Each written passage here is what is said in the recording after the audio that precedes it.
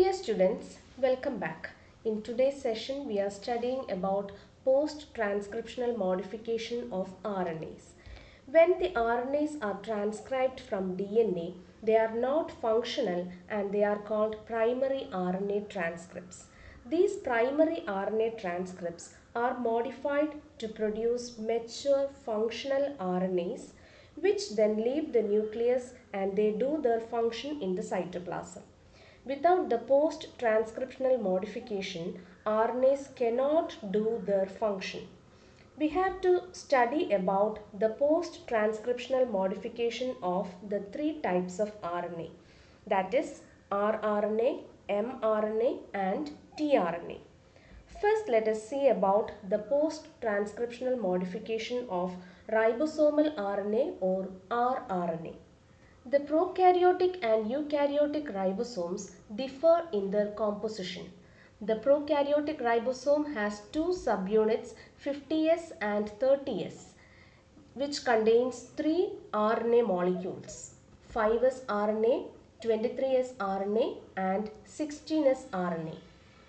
The eukaryotic ribosomes have two subunits 60S subunit and 40S subunit. They contain 4 RNA molecules 5S RNA, 5' RNA, 28S RNA and 18S RNA. First, let us see about the post-transcriptional modification of eukaryotic ribosomal RNA.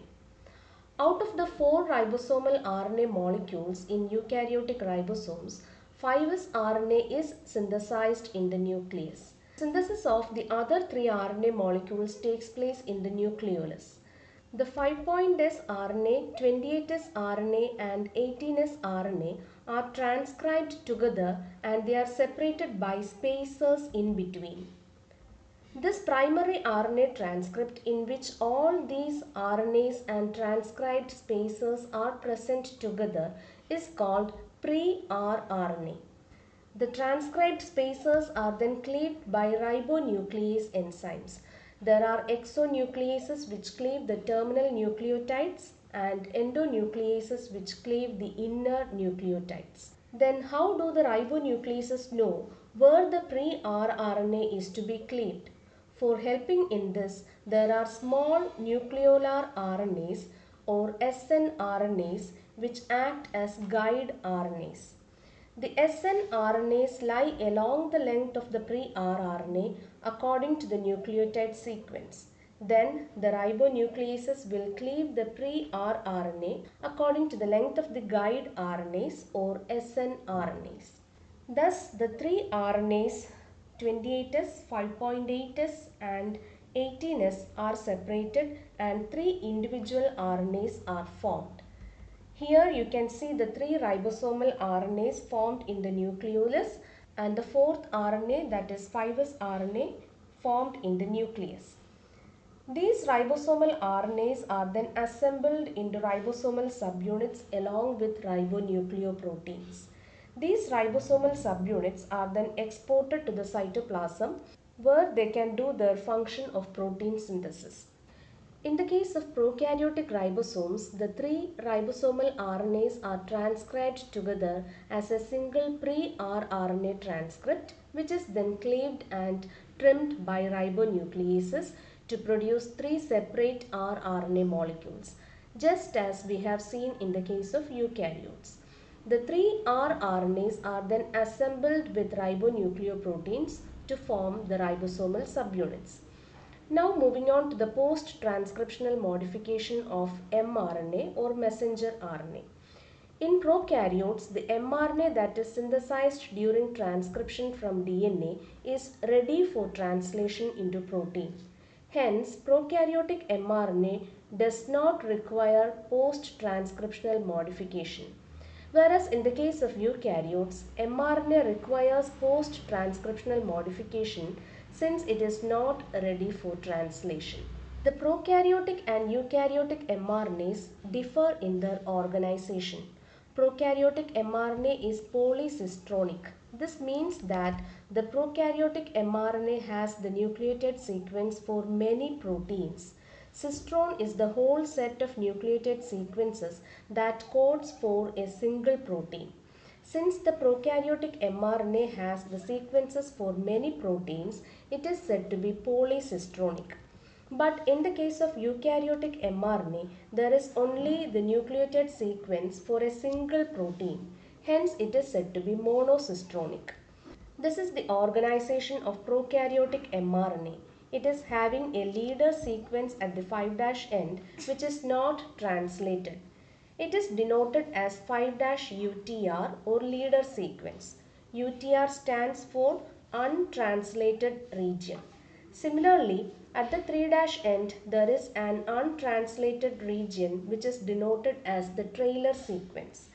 The sequences coding for the proteins called cistrons are located in between the leader sequence and trailer sequence.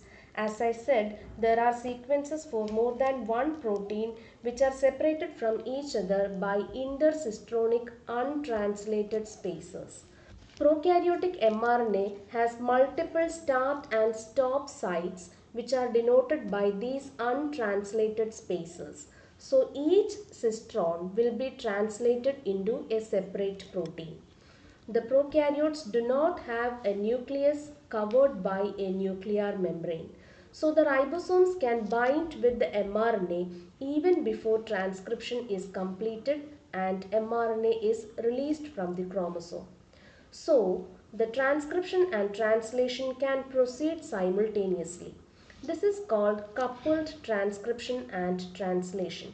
As you see here, many ribosomes can bind to the cistrons of the RNA and proceed with translation before transcription is over. So, prokaryotic mRNA does not require any post-transcriptional modification. It is ready for translation. Now moving on to the post-transcriptional modification of eukaryotic mRNA. Quite a large number of primary mRNA transcripts are synthesized initially in the nucleus of eukaryotes, and they are collectively called heterogeneous nuclear RNA or hnRNA. The steps in eukaryotic mRNA processing include splicing, capping, and polyadenylation. Most of the eukaryotic genes are discontinuous or they are said to be split genes or interrupted genes because they have coding sequences which are interrupted by intervening non-coding sequences. The coding sequences are called exons and the non-coding sequences are called introns. So when the mRNA is synthesized, the primary mRNA transcript also contains the exons and introns. Then what happens to these exons and introns? The introns are then cut or spliced and exons are joined together. This process is called RNA splicing. So the mRNA that is transported to the cytoplasm contains only exons.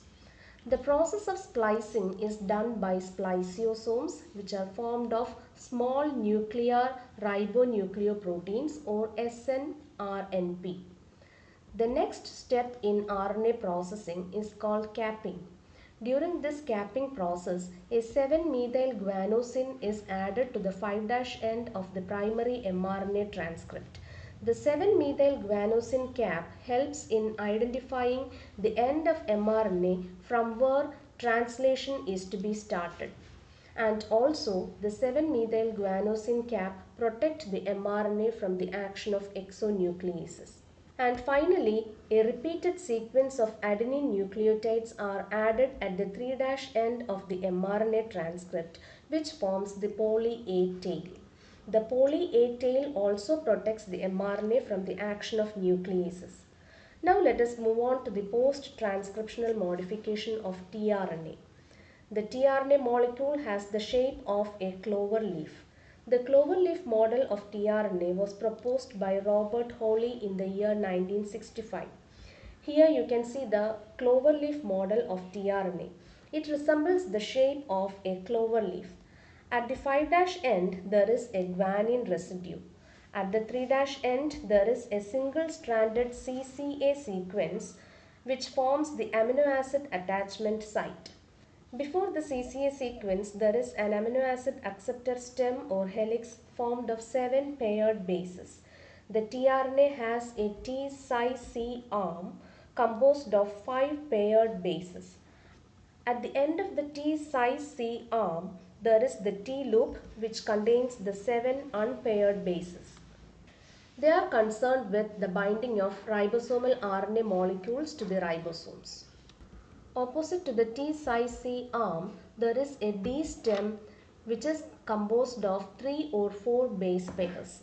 At the end of the D stem, there is DHU loop or D loop which contains 8 to 12 unpaired bases.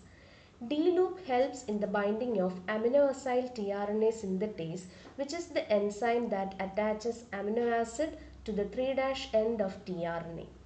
Then there is an anticodon stem that includes 5 base pairs.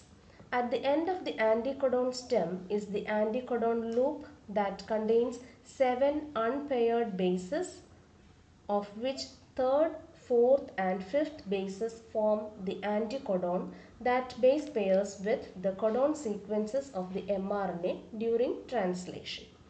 And finally, there is a variable loop whose nucleotide sequence varies in different tRNAs and may be sometimes lacking entirely. We have seen the structure of tRNA, and now let us see the post-transcriptional modification that the tRNA undergoes to attain this structure. The post-transcriptional modification of tRNA involves removal of nucleotides from the primary RNA transcript, which is called splicing, methylation of internal nucleotides, inclusion of unusual bases in between the sequences, and addition of CCA sequence at the 3' end. The 16 nucleotide sequence at the 5' end that you see here in green color is cleaved by RNase P enzyme. The 14 nucleotide intervening sequence that you see here in blue color in the anticodon loop, it is removed by splicing. The unusual nucleotides like dihydrouracil and pseudouracil are added, and some nucleotides are methylated. And finally, the uracil sequence at the 3' end is replaced by the CCA sequence. And now the tRNA is mature and ready to participate in the translation process. That's all for today's class. Thank you.